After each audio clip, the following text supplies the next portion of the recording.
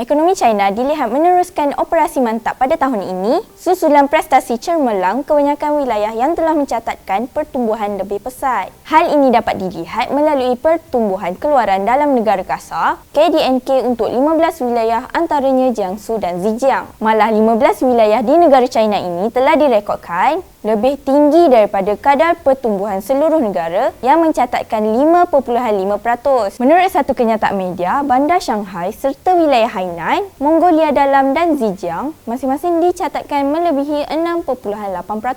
Ianya juga telah menyaksikan sumbangan terhadap pertumbuhan ekonomi yang bertambah secara drastik pada tempoh itu. Malah jumlah keseluruhan jualan runcit barang pengguna di 19 wilayah meningkat sebanyak 7% berbanding tempoh yang sama tahun lalu. Dalam perkembangan lain, hasil daripada dasar negara yang memperkuat ekonomi sebenar dan mempercepat transformasi perindustrian, struktur industri pembuatan seluruh China semakin dioptimumkan dengan kualiti pembangunan terus meningkat. Oleh sebab itu, sebagai penyumbang terbesar kepada ekonomi domestik, Guangdong yang terlebih dahulu mengemukakan strategi mengutamakan pembuatan merealisasikan pertambahan pelaburan pembuatan sebanyak 18.2% berbanding tempoh sama tahun lalu. Dengan pelaburan dalam pembuatan berteknologi tinggi melambung 21.3%. Terdahulu, China menjadi satu-satunya ekonomi utama yang mencapai pertumbuhan positif pada tahun 2020 dengan keluaran dalam negara kasar KDNK meningkat sebanyak 2.3%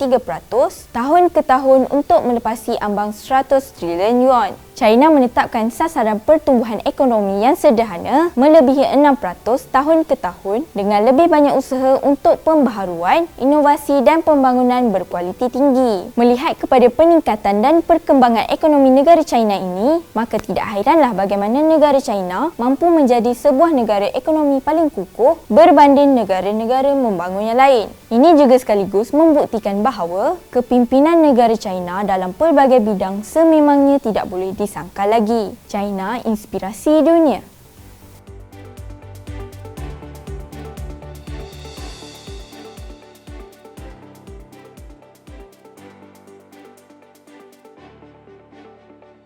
Channel China Kini ini akan memaparkan info-info berkaitan pembangunan, ekonomi, sukan, pelancongan,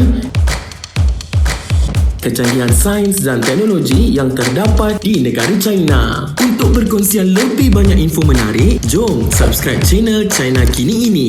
China, inspirasi dunia.